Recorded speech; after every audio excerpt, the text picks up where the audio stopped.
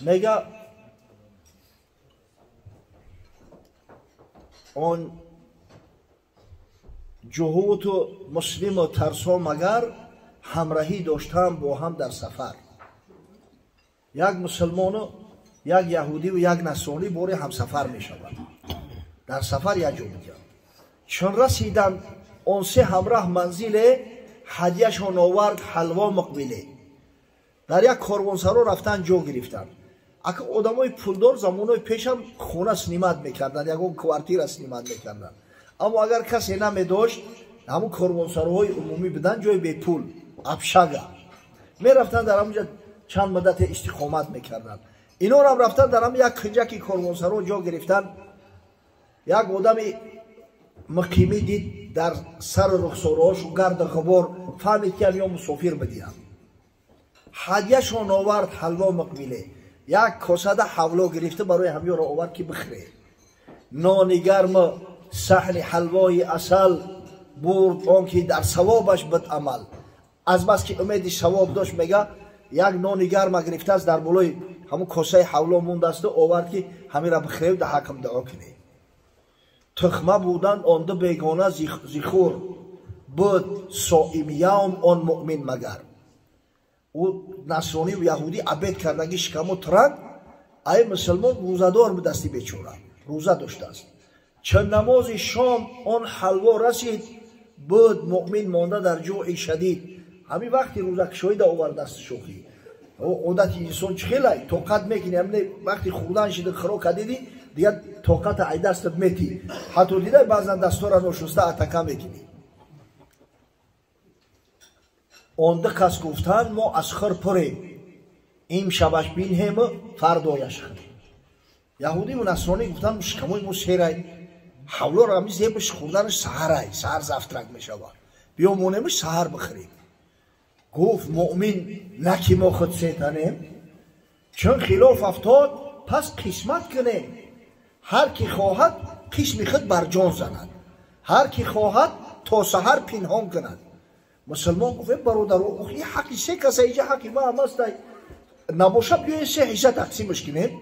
من گشنه هم مخی روزه دارم، من حصه خدمه میخورم، شما زفترک میکنید چکاره میکنید توکل تو بخدا. پس ورا گفتن زین حکمتگری قصد تو این است تا تنها خوری.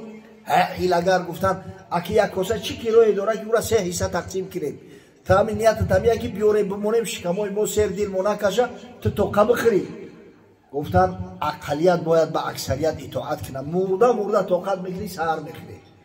اگه به این ظالما بیچاره چی بگو آخی زورش نرسه، مرگزیده را خواه میبره و گشنه را نگه بیچاره رفت در یک گوشکی کاروانسرا هم تا حلقه زد قچه کلوله کرد چشماش جقید. میگه پس میخفتند آن شب برخواستند، بامدادان خیش را آراستند. روی شستند دهان هر یک داشت اندر ورد راه و مسلک. سحر خوب خستند، هر کس به همون رسم و رسوم خودش به دین و دیانت خودش یک روشن شوشتن همون عباداتشون انجام دادن. او دو نفر همون سراسیمه یک تاش همون یک دعای تورات خوند و یک تدیگش یک کریس کشید اومدن در سری سفره شیشتن. این مسلمان افتوای او و گرفت تورات کنی رفت 10-15 منوت منتظرش ایستادن. بعدم میگه اومد گفتن ای بچه بیو بخریم مخی. گفت ولی من عبادت من نکردم، این آمادگی به عبادت بود. رفت 2 رکعت نماز فرضی بامداد با ترتیل تجوید 60 آیت خواند به هزاری خسرو. اینا نگه دارن در عبادت ای و در همون سرپرستی و تقواش حوث اومده است که این مردک دین تو بگره گشنه بود، شب تا زهر گشنه بود، ایچ خیل طاقت کرده است خیل نماز بخونه. بعد نماز خوند اومد در پهلوشان شیشت. اون یکی گفت تا که هر یک خواب خیش آن چی دید او دوش گو آورد به پیش. هر کی خوابش بهترین را او خورد، قسم هر مفضول را افضل برد. این جهود مردم بسیار شستریک می شود. بچه ها گفت این یه پرسای شکم یه تمونه سیر میکنه. بیایی همین خوابای شبانه تونه بگین. البته خوب دیدگیش نکن. همین خوابی کسی رحمانی باشه و خوابی کسی بهتر باشه ای شیر مادرش حلال بگیره میره بخوره. ما ای باری حقا گذاشتیم دیگه او را خوابونهشون هم نپرسید سر کرد. پس جهود آورد آنچه دیده بود تا کجا شب روحی او گردیده بود. گفت در شب موسی هم آمد و پیش. ای بچه ها گفت حضرت موسی کلیم شب در خواب دیدم. موسی که برای حضرت عیسی میگه من برای تحکیم شریعت موسی اومدم، برای عوض کردنش نه. موسی که در قرآن شما مسلمانان نامش 136 مرتبه ذکر شده، همین حضرت بزرگوار در خواب دیدم. گفت در شب موسی هم آمد و پیش، گربه بیند دنبه اندر خواب خیش. این جوتا تمام جنایتشون به نام حضرت موسی پیشد میکنن. هم پیشک در خوابش فقط دیده که دنبه را خواب میبینن، با فایده و منفعت دنیویشو دائما میرن نامش هم میکشن میجورن.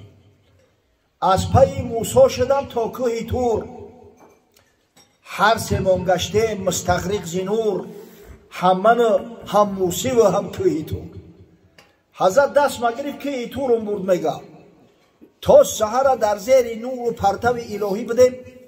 اوکی در عبادت در لذت تا سحر ما به عبادت مشغول بدیم همراه حضرت موسی علیه السلام. این خیلی خوب شما در امری سرتون نمیبینید و حول الحق منه. این نصرانی ششتگی گفت جورا گپ تمام شد ما هم نوبت بته کرد. بعد از آن ترسا در آمد در کلام که مسیح هم رو نمود اندر منام. من شدم با او به چهارم آسمان، مسکن و مأوای خورشید جهان. نصرانی گفت او برادر گفت خوابی تو خوابی خوب اینه که خوابی تو خوابی زمینی هی. من عیسی علیه السلام در خواب دیدم حضرت دست مگرفت آسمانی چهارم برآورده کرد تا سحر ملائکه آچ را ایستاده زیارت میکردند. خوابی تو کجا و خوابی من کجا؟ این حکیمه های مسلمان خواب های. و گفتن ای بچه تو خواب ندیدی؟ پس مسلمان گفت ای یارانی من، پیشم آمد مصطفی صلی الله علیه و سلم سلطانی من. مسلمان گفت که منم خواب دیدم. ما در خواب گفت دروغ نمیگیم. ای همه دروغترین دروغ ها همین است که کسی خواب ندیده است بر دروغ میگه من خواب دیدم. کسی حضرت در خواب ببینه گویا واقعا دیده استش. حدیث امام بخاری است حضرت میگه من رآنی فی المنام فقط رآنی. هر کسی مرا در خواب دیده است واقعا دیدگی است. فإن الشیطان لا یتمثل بی. شیطان هیچ وقت شکل صورت محمد گرفته نمیتونه. شب حضرت دیدم میگه مثل ماه شب 14 در روی کاروانسرا در اومد همه منور شد. پس مرا گفت آن یکی بر طور تاخت، با کلیم حق نرد عشق باخت. خدا جان تمسک نگفت مستی خوب. بچه یا رفیقت همراه موسی علیه السلام در کی تور عبادت کرده است. وان دیگر را عیسی صاحب قران برد بر فرق چهارم آسمان. او یک نفر دیگرش همراه حضرت عیسی در آسمان چهارم ملائکه ها زیارتش کرده است. خیز ای پسمانده دیده ضرر، بار آن حلوای یخنی را بخور. او خدا جان تمسک کنه تو روزداری بخی اقلا هم حولو را بخور. روز افطار که برای روزدار افطار خودش عبادت های. ای سلیم گولی و پسمانده هین، برجه و بر کاسه حلوا نشین. ای خدا جان تمسک کنه بخی ایده سیتی دیگه همیخه کار میویم. او مردم دیگه در عبادت پروای خراق ندارن بخیش کم تسیر که ایگه پاکی گفت سراسیمه شدن میپرن میخیزن کاسه در بلای تاقچه موندگی کاسه خالی بود. حضرت شب زد استش لیسیده تا زیخ شلو. همه آرامی و با سکون و با ترتیل تجوید قرائت کردنشو همش ترتیل تجوید قرائت کردنشو همش ایسا بشکم شرده آخی. حضرت میگه اذا حضر العشاء والعشاء فابدأوا بالعشاء. وقتی طعام شام نماز شام یا وقت جمع شید اول شما طعام بخوری نفستون آرام کنی بعد نماز بخونی. پس مرا گفتن اونگه ای حریص ای عجب خوردی تا حلوا و خبیث. ای خدا جان تمسک کنه گفتن با یک خوب تا حق ما را خوردی؟ نو پرسیده اوخ در اونجا حق ما را هم بدکو. گفت چون فرمود آن شاه مطاع من کیم تا که نمایم امتناع. او وقت گفت فرمان از جانب رسول الله صلی الله علیه و سلم است، من سگی کجام که فرمان پیغمبری خدمت برام. تو جهود از امر موسی سرکشی، گر بخواند در خشی یا ناخوشی. تو مسیحی هیچ از امر مسیح سرتوانی کرد در خیر قبیح. اما چه شما همین یک فرمان از جانب پیغمبر تو بیا اجرا نمیکنی؟ من زی فخر انبیا سر چون کشم، خورده ام حلوا و این دم سرکشم.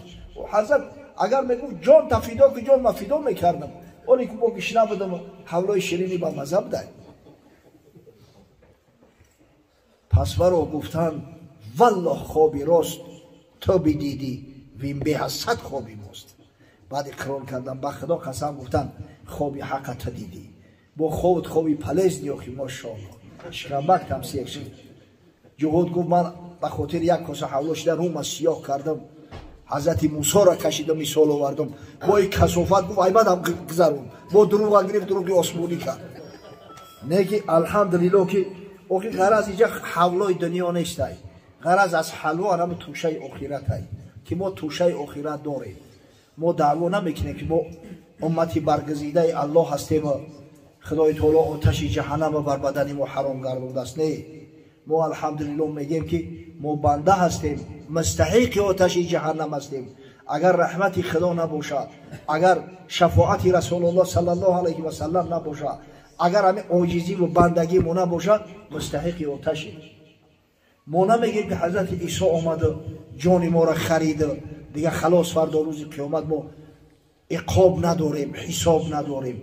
نه، ما میگیم که محمد مصطفی صلی الله علیه و سلم شفیع مشفع، البته شفاعتش پذیرفته میشود. حضرت حتی بشارت داده است که شفاعتی لاهل الکبائر من امتی، شفاعتی من برای اهل کبائر امتم حساب میخورم. اما از بس که حضرت ما را تاکید کرده است، عبادت میکنیم، توشه داریم، امید داریم از خدای بزرگ خداوند.